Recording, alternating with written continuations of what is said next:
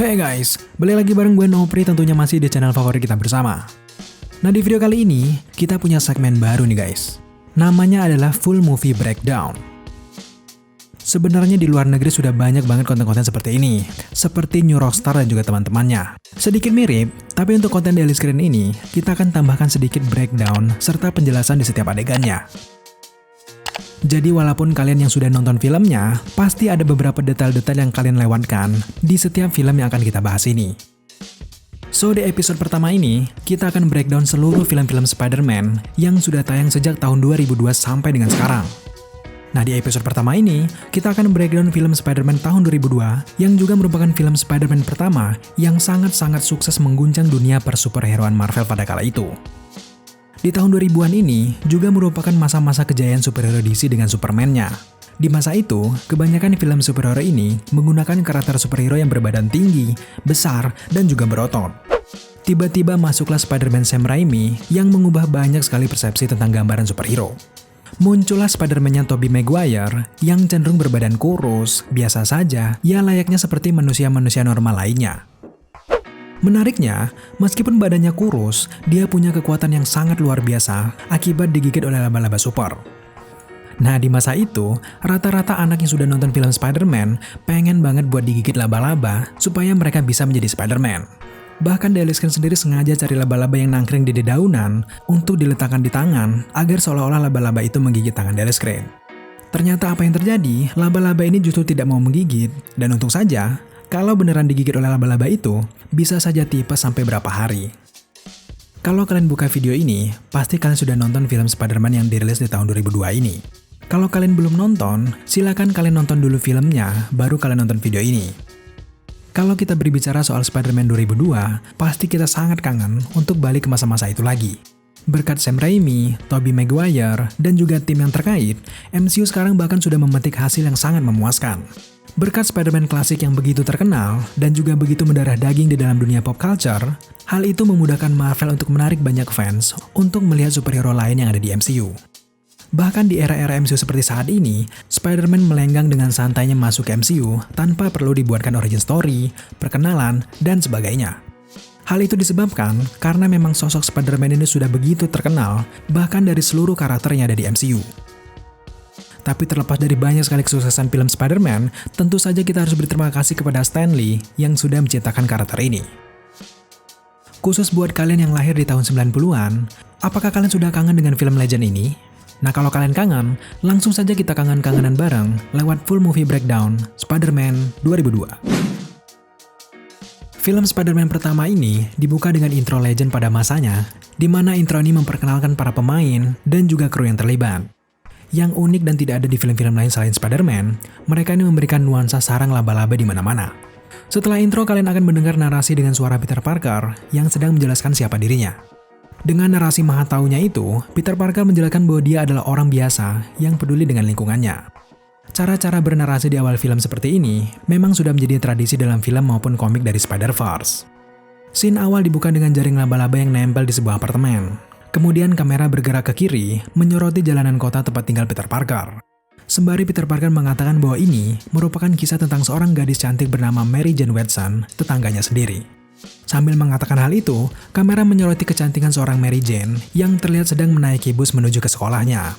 Percayalah guys, di tahun 2002 kalian nonton film ini, pesona Mary Jane benar-benar membekas di hati, bahkan sampai sekarang. Tapi sayangnya di scene pembuka ini, Peter Parker hanya berkhayal dan memendam cintanya dengan Mary Jane. Faktanya di scene ini Mary Jane sudah punya kekasih paling terkenal dan juga kaya di kelasnya itu. Siapa dia? Tentu saja Flash Thompson yang sekarang sudah menjadi Deathstroke. Di scene selanjutnya kita disoroti oleh bocah yang sedang makan roti. Kita tidak tahu apa faedahnya memperlihatkan bocah makan roti ini. Kalau bikin ngiler, jelas. Kejanggalan selanjutnya, kenapa Flash Thompson yang kaya raya dan ada mobil mewah ini harus naik bus bareng Mary Jane? Mungkin saja dia lagi pengen terus bareng Mary Jane, termasuk ketika berangkat sekolah. Intinya, bucin sudah ada dari dulu ya guys. Lalu setelah scene bocah makan roti, kita melihat tangan Peter Parker yang berada di luar bus yang berusaha minta tolong untuk menghentikan bus sekolahnya itu. Ternyata bocah berisi ini bukannya nolongin, tapi malah mentertawakan Peter Parker. Tidak berhenti sampai di situ, Pak Supir juga ternyata malah ngeledek dan enggan untuk berhenti. Untung saja ada Mary Jane si baik hati yang langsung negur Pak Sopir buat memperhatikan busnya itu. Singkatnya Peter Parker akhirnya naik ke bus itu. Tapi sialnya lagi, sudahlah telat, Peter ternyata tidak dikasih tempat untuk duduk oleh si cupu berkacamata ini. Nah, tahukah kalian, sebenarnya cewek berkacamata ini bernama Liz Allen. Kalau di komik, Liz Allen ini adalah wanita populer di sekolahnya dan menjadi wanita rebutan Peter Parker dan juga Flash Thompson. Tapi di versi filmnya ini, tampaknya Liz Allen hanya muncul sebagai cameo di awal filmnya saja, dan kita tidak pernah melihatnya lagi di film-film Spider-Man berikutnya. Barulah setelah 17 tahun, Liz Allen ini kembali muncul di Spider-Man Homecoming-nya Tom Holland yang dirilis di tahun 2017. Nah, kali ini ceritanya menjadi sedikit benar karena memang Liz Allen disukai oleh Peter Parker, tapi tidak di Spider-Man 2002. Adegan kemudian berlanjut dengan menunjukkan sisi depan sekolah Peter Parker yang bernama Midtown High. Nah, nama sekolah Peter ini sama persis dengan nama sekolahnya yang ada di dalam komik Marvel. Setelah itu, untuk pertama kalinya kita diperlihatkan sosok Harry Osborn yang sedang diantar ke sekolah oleh sang ayah, tentu saja Norman Osborn. Nah, di adegan inilah Peter Parker pertama kali bertemu dengan Norman Osborn yang menjadi villain utama di Spider-Man pertama ini. Adegan berlanjut dengan memperlihatkan ruang laboratorium besar, tempat meneliti sesuatu yang berhubungan dengan penggabungan DNA hewan. Ternyata, sekolah Peter Parker ini sedang melakukan school trip ke sebuah laboratorium sebagai pembelajaran seperti biasanya. Nah, di laboratorium inilah tempat semua masalah Spider-Man ini mulai muncul. Masih mengagumi sosok Mary Jane, Peter Parker berusaha keras untuk mencari cara agar bisa berbicara dengan Mary Jane. Akhirnya secara natural, Peter Parker menemukan tray dengan kamera yang selalu dia bawa. Peter di sini berpura-pura menawarkan Mary Jane untuk difoto oleh dirinya, alasannya tentu saja untuk koran sekolah. Nah, di adegan inilah terjadi momen paling legend dalam sejarah film Spider-Man. Di mana di scene ini, Peter Parker digigit oleh laba-laba hasil percobaan lab tersebut. Tapi sebelum digigit oleh laba-laba itu, sebenarnya kita sudah diperlihatkan cameo laba-laba yang berhubungan dengan kekuatan Peter Parker. Kalau kalian lebih teliti lagi, petugas di sini menjelaskan ada 3 jenis laba-laba yang punya kekuatan berbeda untuk membantu spesies ini mencari makanan.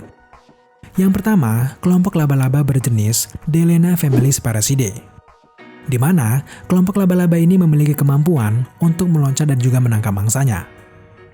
Kemudian kelompok laba-laba yang kedua bernama Filistatidae genus Cuculcania. Nah, kelompok ini merupakan kelompok pembuat jaring laba-laba yang tugasnya merajut jaring berbentuk corong yang seratnya amat-amat kuat sekuat kabel-kabel jaringan internet. Dan kelompok laba-laba yang ketiga, ada kelompok laba-laba yang disebut dengan laba-laba rumput. Nah, laba-laba rumput ini memiliki refleks yang sangat cepat dan sangat pandai dalam berburu. Kekuatan laba-laba ini sangat berbahaya, dan yang paling unik, mereka ini punya indera laba-laba kalau sekarang kita kenal dengan Peter Tingle. Nah, dalam laboratorium ini, mereka melakukan penggabungan 3 DNA laba-laba tadi sehingga menghasilkan 15 laba-laba super yang didesain secara genetis. Yang pasti, laba-laba hasil eksperimen ini memiliki ketiga kekuatan yang dimiliki laba-laba tadi, guys. Tapi di scene ini, Mary Jane ternyata menghitung jumlah laba-laba yang katanya berjumlah 15 ekor tadi. Setelah dihitung, ternyata jumlah laba-laba yang ada di kurungan itu hanya 14 ekor saja. Nah, kemanakah laba-laba yang satunya? Tebakan kalian benar, ternyata laba-laba satunya sudah membuat sarangnya sendiri di langit-langit laboratorium itu. Dan laba-laba super inilah yang sudah menggigit Peter Parker, sehingga Peter Parker menjadi Spider-Man seperti yang kita tahu sampai saat ini. Berbarengan dengan peristiwa Peter Parker digigit laba-laba super, di lain sisi, ada Norman Osborn yang sedang menguji kemampuan pakaian super miliknya yang nantinya akan disebut dengan Green Goblin. Awalnya, para petinggi negeri itu melihat hasil percobaan Norman Osborn selama ini. Tapi tampaknya sang jenderal ini tidak menyetujui ide gila yang Norman Osborn keluarkan. Di posisi ini, Norman merasa para jenderal ini membenci dirinya dan berusaha untuk mengucilkan dirinya. Berusaha untuk tetap adil, sang jenderal hanya memberikan waktu 2 pekan saja untuk Norman membuktikan proyek itu bisa diuji ke manusia. Setelah itu, adegan bergerak memperlihatkan bagaimana mesranya Paman Ben bersama dengan Bibi May, bahkan di usianya yang sudah tua. Kemudian kita melihat Peter Parker berjalan ke kamarnya dengan tubuh yang sangat pucat pasi. Nah, disinilah proses kolaborasi DNA manusia dan laba-laba super terjadi. Peter Parker terinfeksi sepenuhnya. Selagi Peter Parker koma akibat proses infeksi itu, Norman sang villain utama juga sedang berproses mempercepat hasil percobaan baju goblinnya itu. Nah, di sini Norman memutuskan untuk menggunakan tubuhnya sendiri demi mempercepat proses keberhasilan penelitiannya tadi. Tapi, pengujian yang belum pernah dilakukan kepada manusia itu mengalami kecacatan. Bukannya stabil, justru Norman Osborn ini berubah menjadi sangat buas, lalu tanpa sadar membunuh rekan kerjanya dalam percobaan itu. Siangnya, Peter Parker terbangun dengan pakaian yang masih sama. Tapi pembedanya, ia bangun dengan bentuk tubuh yang sudah jauh lebih kekar dan matanya sudah tidak minus lagi. Adegan ini juga merupakan adegan fenomenal. Tapi di lain sisi, Norman Osborn juga tiba-tiba terbangun di lantai ruangan kerja di rumahnya. Ketika bangun, Norman ini tidak ingat apa-apa, dan ia sama sekali tidak ingat bahwa ia sudah membunuh rekan kerjanya. Meskipun ia berhasil melakukan percobaan dengan tubuhnya sendiri, tapi tentu saja Norman tidak mampu mengendalikan keganasan, efek yang ditimbulkan akibat percobaan itu. Selanjutnya, kita melihat Peter Parker dengan tubuh barunya itu pergi ke sekolah seperti biasa. Nah di sini, kita dengan jelas bisa melihat tampilan Peter Parker yang baru. Di awal film, kita melihat bagaimana tampilan Peter Parker yang culun, tubuh yang lemah, dan juga cenderung tidak percaya diri dengan hal apapun. Tapi setelah digigit laba-laba super, Peter Parker menjadi orang yang sangat keren, tubuh tegap, dan juga berjalan dengan sangat percaya diri. Selanjutnya, ada satu momen yang sangat kita ingat. Di sini ada adegan Peter Parker menyelamatkan Mary Jane dari insiden tergelincirnya, lalu dengan gesitnya Peter Parker menangkap semua makanan yang hampir berhamburan dari nampaknya Mary Jane. Perlu kalian ketahui, adegan ini tanpa menggunakan CGI sama sekali loh guys. Semua adegan ini dilakukan secara real. Tobey Maguire benar-benar harus menangkap makanan itu sendiri. Bahkan, mereka memerlukan 156 take baru bisa mendapatkan gambar yang sempurna seperti yang sudah kalian lihat di filmnya. Nah setelah itu, Peter Parker mulai menyadari ada yang aneh dengan dirinya. Masih di kantin yang sama, ia juga tanpa sadar mengeluarkan jaring laba-laba yang sangat kuat dan terjadi insiden yang membuat makanan berkuah itu tumpah ke kepala Flash Thompson. Karena insiden inilah, akhirnya Flash ini harus mengajar Peter Parker. Tapi Peter Parker yang dulu bukanlah Peter Parker yang sekarang. Peter Parker mengetahui ada ancaman yang akan datang ke dirinya. Jelas saja, bogem mentah milik Flash tidak berhasil mengenai Peter Parker.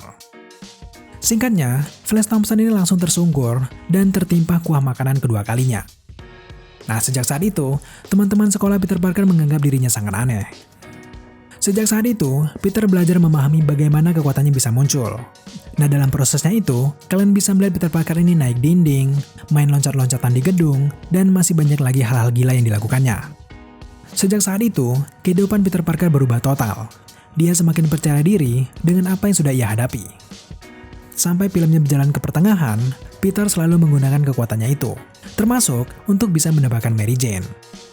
Sempat melihat Flash Thompson memiliki mobil baru yang bisa membuat Mary Jane senang, Peter akhirnya berniat untuk membeli mobil itu juga, tapi ia juga harus berusaha untuk bisa mendapatkan uang agar bisa membeli mobil barunya. Nah, di detik-detik inilah, kita bisa melihat Peter Parker ingin ikut dalam ajang pertarungan gulat untuk bisa memenangkan hadiah $3.000. Untuk ikut dalam ajang itu, Peter Parker tentu saja harus menggunakan kostum berwarna-warni. Nah, disinilah awal terciptanya kostum Spider-Man yang berwarna merah dan sangat kita kenal hingga saat ini. Semalaman suntuk, Peter Parker ini mendesain bagaimana kostum yang cocok untuk digunakan dalam gulat itu. Akhirnya, ia berhasil mendesain kostumnya sendiri. Keesokan harinya, Peter akhirnya pergi ke acara gulat itu.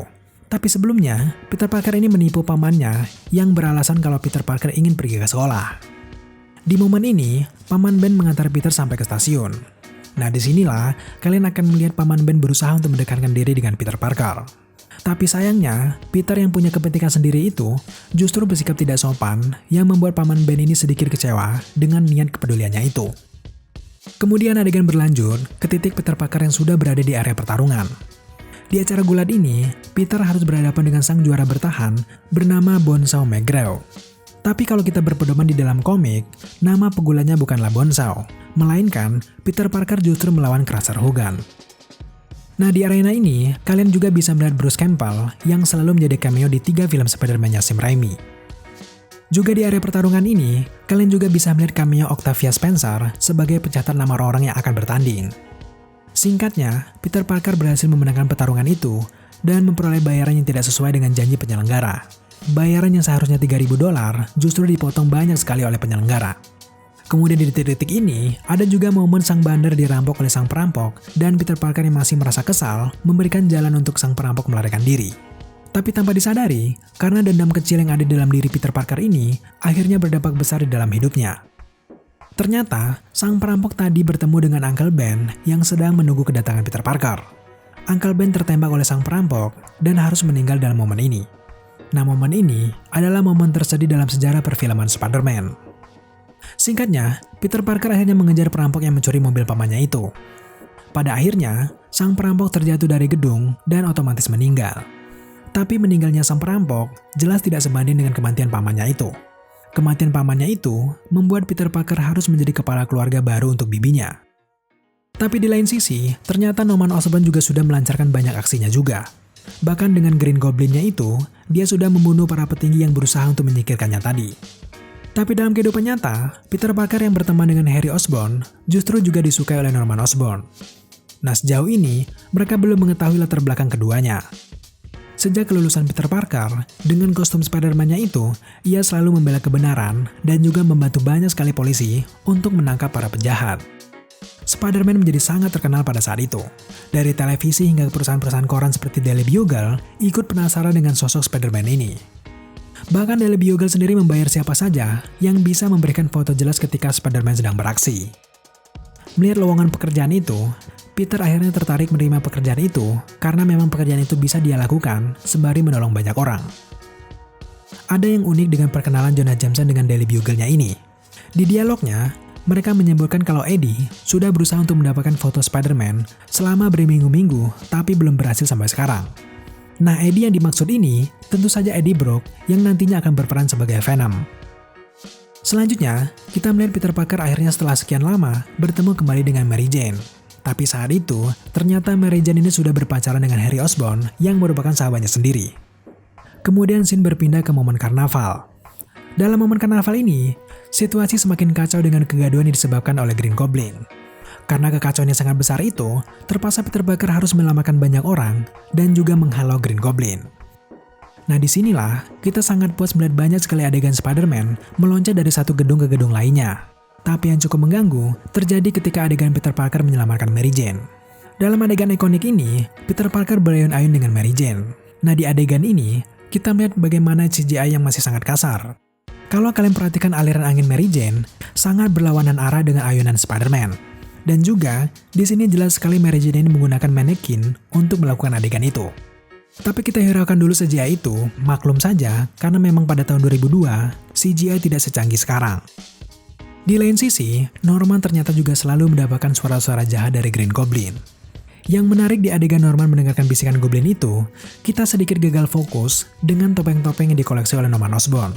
Di sini, ada banyak sekali topeng-topeng Bali yang ada di sana.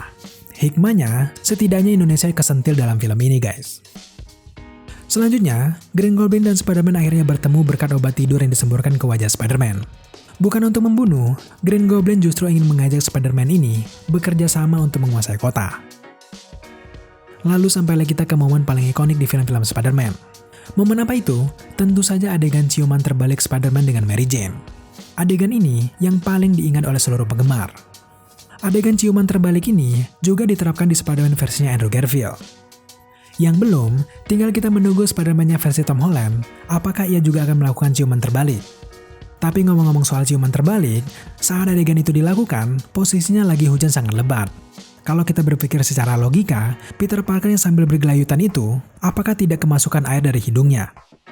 Adegan berlanjut dengan banyak sekali momen-momen gerget, di mana Norman mulai mencurigai Peter Parker sebagai Spider-Man. Setelah mengetahui Peter Parker adalah Spider-Man, Norman dengan bisikan jahat Goblin itu ternyata ingin menghancurkan satu persatu orang-orang yang Peter Parker sayangi. Targetnya dimulai dengan Bibi May, di mana di sini ada adegan jumpscare yang sangat gila menurut Daily Screen. Ketika Bibi May ini sedang duduk santai dan berdoa di rumahnya, tiba-tiba ledakan besar muncrat dari belakang dinding rumahnya. Nah, adegan ini merupakan salah satu adegan terepik yang ada dalam sejarah film superhero. Tidak cukup dengan menyakiti Bibi May, ternyata Green Goblin juga menyakiti orang yang Peter sayangi. Siapa dia? Tentu saja Mary Jane. Mary Jane dibawa ke jembatan, dan Spider-Man terpaksa harus memilih untuk menyelamatkan salah satu dari sandera Green Goblin. Satu sisi ada Mary Jane yang perlu diselamatkan, tapi di sisi lain, ada kereta gantung yang dipenuhi oleh anak-anak yang juga harus diselamatkan. Nah, faktanya, adegan pertarungan antara Green Goblin dan Spider-Man di jembatan ini juga ternyata sama persis dengan adegan yang ada di komiknya. Tapi bedanya, kalau di komik, yang harus diselamatkan bukan Mary Jane, tapi yang diselamatkan justru adalah Gwen Stacy yang harus meninggal di momen ini. Adegan demi adegan berlanjut, memperlihatkan bagaimana kerasnya Peter Parker berjuang menyelamatkan kedua pilihan tadi yang berakhir semuanya selamat. Tentu saja terjadi pertempuran habis-habisan antara Spider-Man dengan Green Goblin. Dalam pertarungan ini, Spider-Man yang hampir saja tewas ini berbalik menang dalam pertarungan itu ketika Green Goblin ingin berbuat curang, justru terkena senjatanya sendiri. Nah, adegan ini juga diambil dan sama persis dengan cerita asli dalam komiknya. Kematian Norman Osborn tepatnya terjadi di komik The Amazing Spider-Man bagian 122. Kalau di filmnya ini, Norman Osborn benar-benar mati. Tapi kalau di komik, setelah kematian pertamanya itu, Norman justru sudah dibangkitkan dari kematiannya berkali-kali. Tapi itu adalah hal yang wajar dalam dunia komik. Adegan sebelum kematian Norman Osborn ini juga punya banyak kemiripan dengan adegan-adegan terakhir yang ada di film Spider-Man Far From Home. Kemiripannya terjadi ketika Mysterio ini ingin menipu Spider-Man-nya Tom Holland. Berkat Peter tinggal mereka berdua ini, akhirnya mereka mengetahui ada bahaya yang mendekati diri mereka. Semua itu berkat penggabungan kekuatan 3 kelompok laba-laba yang menghasilkan laba-laba super yang menggigit Peter Parker di awal film. Dampaknya, Peter Parker jadi punya jaring yang sangat kuat, kemampuan meloncat dari mangsa yang baik, serta punya indera laba-laba yang sangat berguna untuk mengetahui bahaya-bahaya yang tak terduga di sekelilingnya. Nah, itulah tadi breakdown dari film Spider-Man 2002. Sejauh ini, bagaimana menurut kalian semua? Apakah kalian kangen dengan film ini? Setelah nonton video ini, sangat disarankan buat kalian untuk nonton filmnya lagi guys. Film Spider-Man 2002 ini juga sudah tersedia di banyak sekali layanan streaming di Indonesia. Oke guys, terima kasih kalian sudah menyaksikan video ini. Jangan lupa dukung channel ini untuk terus berkembang dengan cara subscribe, like, komen, dan share, serta jangan lupa juga untuk nyalakan tombol notifikasi agar kalian mengetahui jika Daily Screen mengupload video setiap harinya. Thank you guys.